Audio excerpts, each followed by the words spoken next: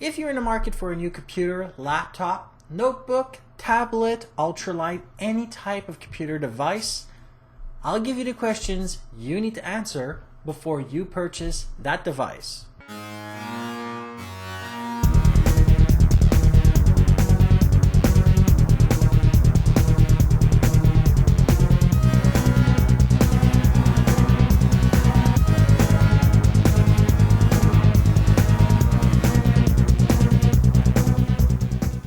Welcome to TQA Weekly. I'm your host, Steve Smith, aka Z-Axis, and I'll be talking about how to purchase your next computer, tablet, laptop, any other electronic device by the simple use of various questions.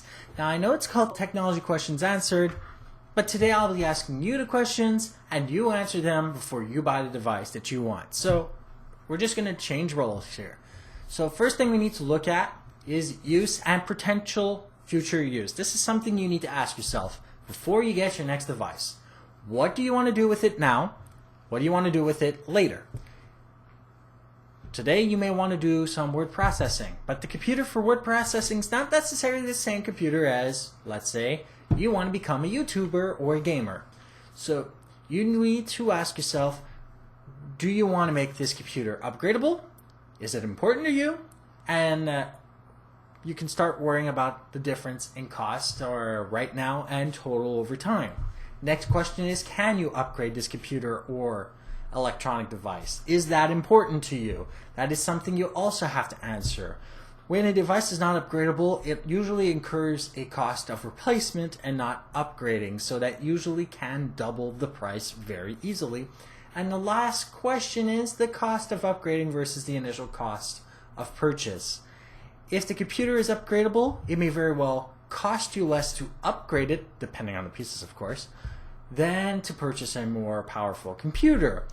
But in the cases where it would cost a lot more to upgrade it, would you be willing to just buy another computer? These are all questions you need to worry about. Now, there is also the other series of questions. Here is the whole barrage. What device suits your needs? Is this for home use? Do you need a mobile solution? Do you need a full laptop or an ultralight notebook? Do you want a touchscreen with a keyboard or just a tablet? How big a tablet do you really need? Will you use this device for multimedia? Do you have a graphic or processor intensive task to do with it? These are just like part of a dozen questions you need to ask yourself before you ever buy a laptop, tablet, or desktop. And another thing you have to worry about is whether the device is underpowered for your future uses. Now, before you get any of these devices, I'm just going to explain what they are. Tablets and tablet-like devices. Tablets, you basically know, BlackBerry Playbook, iPad from Apple. You've got multiple iterations of the Android tablet as well.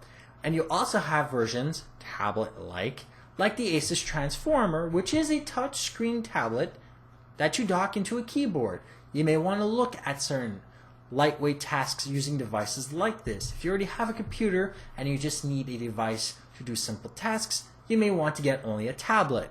If you want a keyboard and don't need an optical screen and you need it to be a very lightweight solution, you may opt for the ultralight laptops or netbooks that don't necessarily have optical drives. You can always buy an external one and it don't cost very much, but is this an issue for you? Do you need the laptop's keyboard more than the optical drive? And after this, if you really need to have an optical drive and you don't want it to be external because you don't want to carry that much clutter, you may opt for the full laptop. Full laptops are basically nowadays similar to their desktop counterparts. You may very well want to replace the desktop with a laptop, but keep in mind, you can't necessarily change the screen easily, and they have to deal with batteries, which is sometimes, often an issue, just so we all understand this. You can only really upgrade the RAM and the hard drive in a laptop. You can't really do anything else with it. So you have to worry about these issues. So you need to worry about how much it's going to cost, how much you're willing to pay, and what you can actually upgrade. Does it bother you that you're not able to upgrade the graphics card or the processor because you really don't want to get into the laptop and do it? You'll never get the laptop back together. And of course, you got the two different types of desktops. The ones sold by HP, Dell, Acer, Lenovo, any of these businesses that make their money off selling people what we call the cheap computers, mid-level computers, and high-end devices. So you'll obviously know that, like for Dell, you'll have the smaller type of laptops that will cost you $600, and the good ones that are not that bad that range anywhere from $1,400 to $2,000, and the high-end devices like Alienware that can go $2,000 to $3,000, even higher. So you have to deal with these. You have desktops. It's the same thing. You can get a very, very normal, not that expensive desktop and get a mid-level one or get a high-end one, but are you willing to pay for it? And here's the thing you have to worry about. These boards are not necessarily as upgradable as their custom-built counterparts. You can't just go to the store and change the power supply, for instance. In some of these devices, they change the pins around, so you have to go through that company. I call this an unfair use tactic. Basically, you're stuck with this company. Keep that in mind. If ever you blow your power supply in a normal situation, if you had a custom built computer, you go to the store, get a power supply, put it in, that's it. If it's Dell, Compaq, Acer, HP, you call them up, they send you another power supply. Of course, they may very well ask you to go through the internet, in which case you might have to reply, look, my internet's down because I don't have my computer. You can understand why I would find it a little annoying. So you may want to ask yourself, do I really want to deal with that? And the last thing, custom design rigs.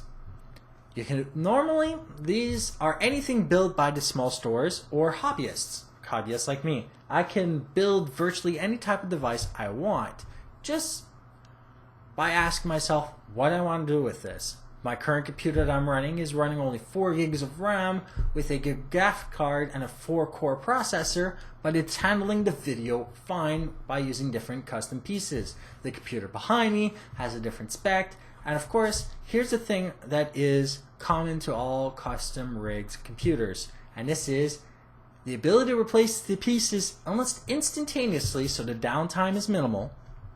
It is fairly simple to go and get another piece if one shorts out, and normally in some cases you can actually swap out like the graphics card or put in another hard drive with almost no trouble whatsoever. If you go this route, I strongly suggest that you spend a little more on a better computer box. There is nothing worse than having a really hot computer motherboard and processor running. It tends to cause issues with whatever you're trying to get done. So the cooler the inside of the box, the better the processing will be done. Now I know I didn't refer to operating system, and there's a good reason for this. Apple's not necessarily as secure as anybody would say. It is just not as secure. For the most part, either the users don't know how to deal with viruses, especially those that have always been into the Apple environment. They will presume that they're protected by this infamous Apple magic. Or those who have always used Microsoft already know everything they need to know about protecting themselves, so they know about all these phishing scams and all these other tactics that are used, that are being deployed on them currently. Microsoft, for most people, they know you need a antivirus, so most of them ship with an antivirus, or most of them have an antivirus installed, whichever one you prefer or they prefer, at the whim of a button. And you always have Linux, but I would say that is more for those like me who like to tinker with the operating system. So since I'm going to just presume that most of you would get Microsoft, there's no point really talking about it unless you specifically go and ask for Linux or go into an Apple store to get yourself an Apple device. Now, for any device that you buy from a manufacturer that has upgradable RAM, keep this in mind.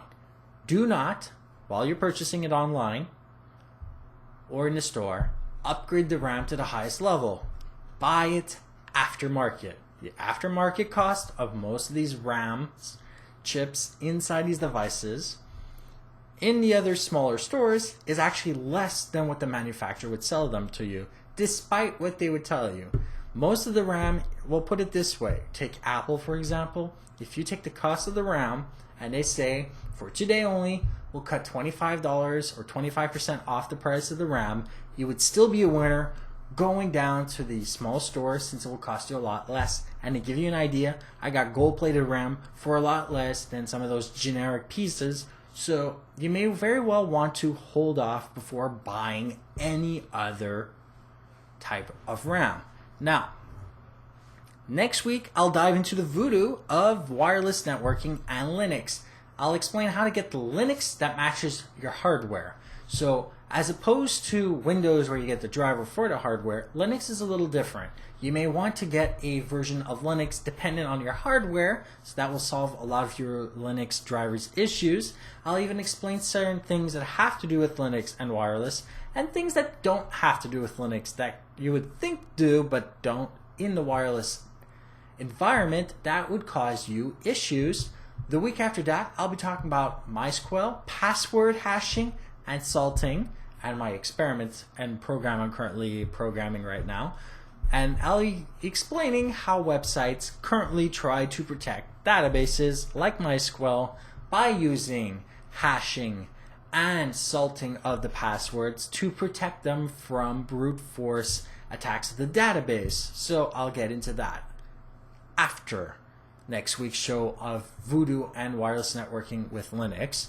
Remember to like, share, and subscribe to TQA Weekly for more information like our show notes, how to join our mailing list, get your own TQA Weekly branded gear or apparel, or our Android application. Please visit tqaweekly.com or .ca. Stay safe and online. Have a great day.